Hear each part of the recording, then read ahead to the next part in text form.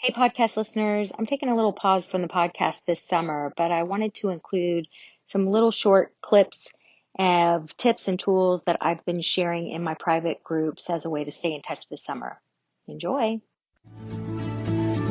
My name's Randy Rubenstein, and welcome to the Mastermind Parenting Podcast, where we believe when your thoughts grow, the conversations in your home flow. Hey guys, it's Randy.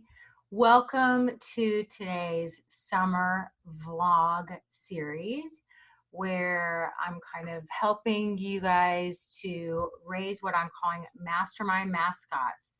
Kids that are being raised the mastermind parenting way and go out into the world, show up as their best selves, help solve problems, and just basically make the world a better place. That's the visionary in me. My husband heard me say that, he'd be like, oh God, there's so much drama.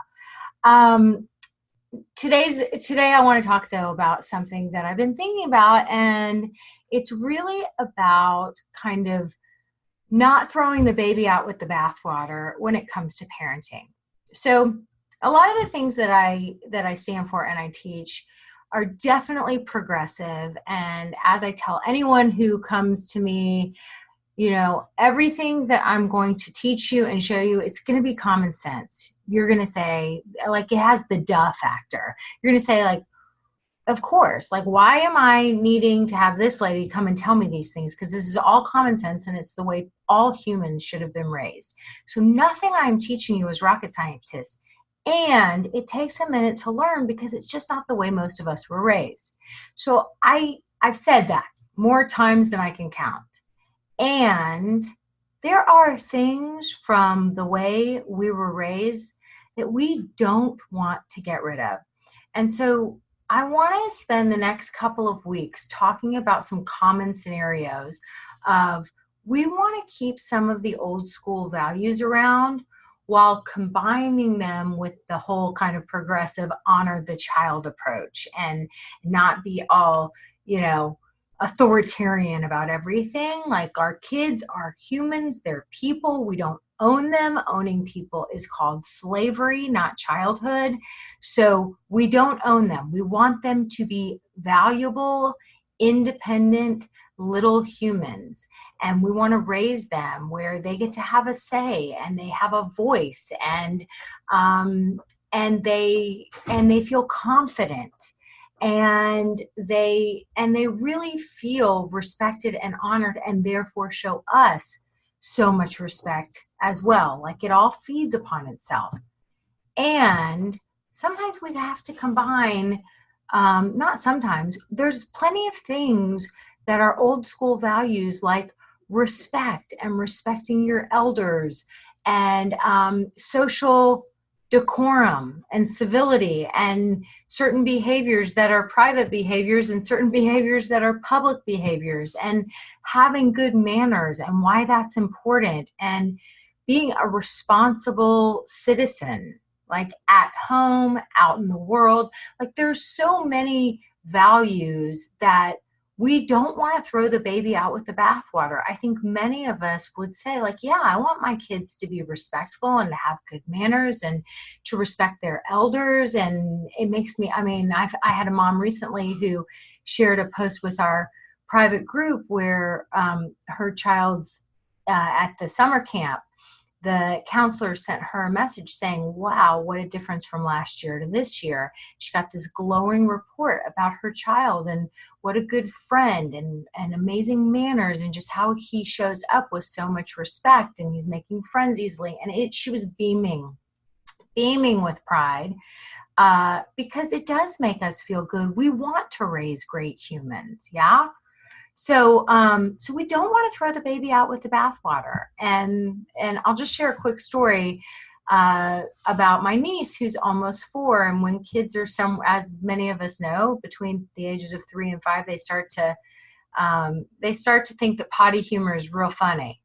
And I've had lots of moms ask me about it. And then, 3-year-olds and 13-year-olds have lots in common developmentally, teenagers and teenagers.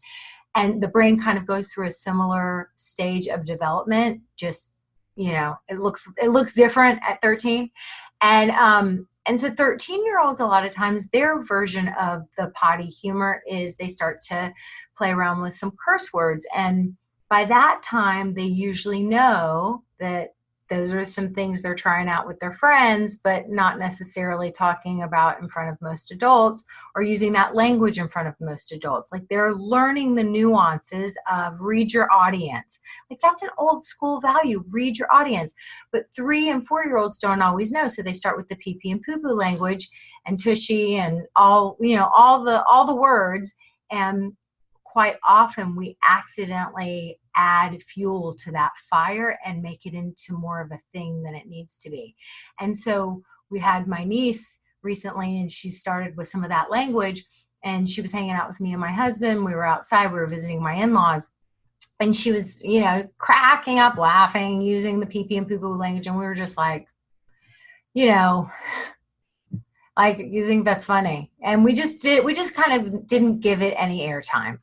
And then she really quickly realized that like maybe that language is funny with other 3 and 4-year-olds, but the 50 and 48-year-old, not so much.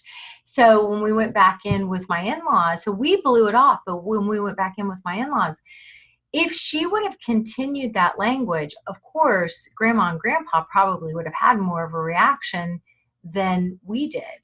And we would have, and I would have addressed it with her. I would have pulled her aside. I would have talked to her about, those words are not words to be used in public.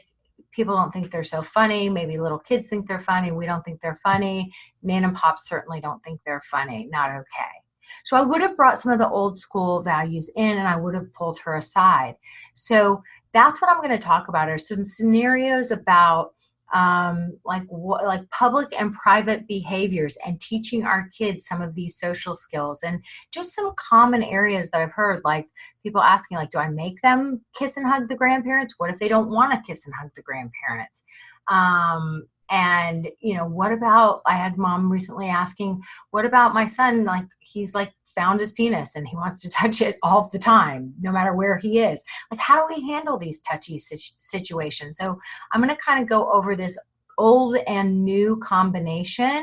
We don't want to throw the baby out with the bathwater, because there's certain things that we want to keep around that are old school values that are important. And we don't need to shame and humiliate and beat down a child to teach them the things. In fact, it doesn't teach them the things. So those are some of the things that some of the topics I'm going to be covering in the next couple of weeks. Hope this was helpful, and hope you're having a great summer. Bye-bye. Have you read my book, The Parent Gap? Have you listened to my book, The Parent Gap? I doubt you've listened, because my publisher hasn't released it yet on Audible. However, I have the audio version of The Parent Gap that I would love to send to you. You can download it at mastermindparenting.com/book. That's mastermindparenting.com/book for your free audio version of The Parent Gap. You're welcome. Bye.